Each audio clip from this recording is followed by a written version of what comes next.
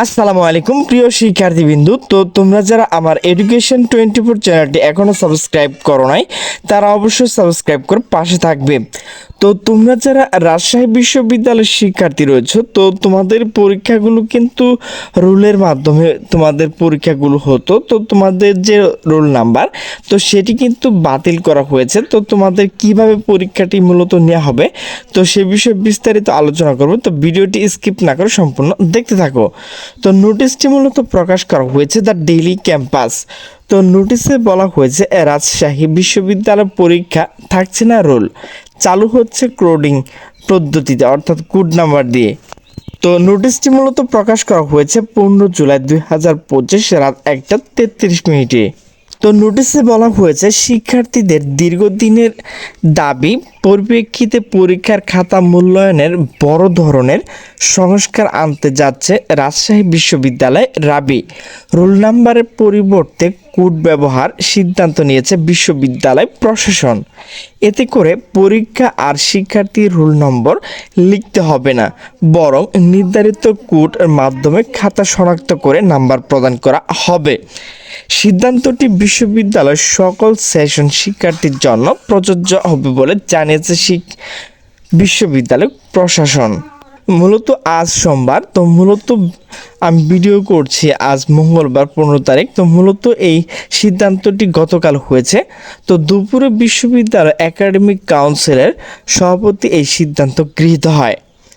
তো এই বিষয়ে একাডেমিক কাউন্সিল সদস্য ও চিকিৎসা মনোবিজ্ঞান বিভাগের সভাপতি অধ্যাপক ডক্টর এনামুল হক বলেন, স্বচ্ছতা ও নিরপেক্ষতা নিশ্চিত করতে কোডিং পদ্ধতির সিদ্ধান্ত নেওয়া হয়েছে।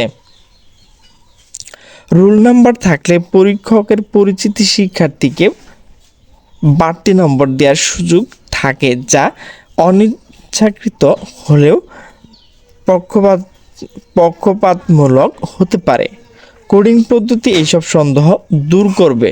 তিনি আরও জানান, এই পদ্ধতিতে পরীক্ষা খাতা কোনো রোল নম্বর থাকবে না এবং এটি সকল সেশনের জন্য কার্যকর করা হবে। এর আগে গত 29 জুন রাবি সংস্কার আন্দোলন ব্যানারে শিক্ষার্থীরা প্রশাসন ভবনের সামনে 9 দফার দাবিতে বিক্ষোভ করেন। দাবিগুলোর মধ্যে অন্যতম ছিল রুলবিহীন খাতা মূল্যায়নের দাবি। তাদের অভিযোগ ছিল শিক্ষকরা পরিচিত শিক্ষার্থীদের বার্থ নম্বর ও অপছন্দের শিক্ষার্থীর কম নম্বর দিয়ে থাকেন, যা মূল্যায়নের নিরপেক্ষতাকে প্রশ্নবিদ্ধ করে।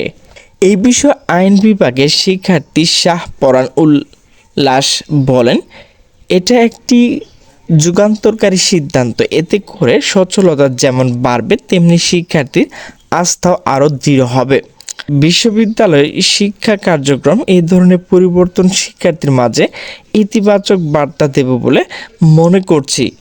এই সিদ্ধান্ত দেশের অন্যান্য বিশ্ববিদ্যালয়গুলোর জন্য এটি একটি অনুকরণীয় দৃষ্টান্ত হতে পারে বলে আমি মনে করি। তো প্রিয় শিক্ষার্থীবৃন্দু, তোমরা যারা রাজশাহী বিশ্ববিদ্যালয়ের শিক্ষার্থী রয়েছে, তো তোমাদের যে পরীক্ষার পদ্ধতি সেটি কিন্তু আমার কাছে অনেক ভালো লাগছে। তো তোমরা কিন্তু কোডিং অর্থাৎ স্ক্রিন করে কিন্তু তোমাদের ফলাফলটি দেখা যাবে। তো প্রিয় শিক্ষার্থীবৃন্দু, আমার ভিডিওটি যদি ভালো লাগে তাহলে অবশ্যই লাইক কমেন্ট শেয়ার করবে। তো সকলে সুস্থ থাকবে, ভালো থাকবে। আল্লাহ হাফেজ।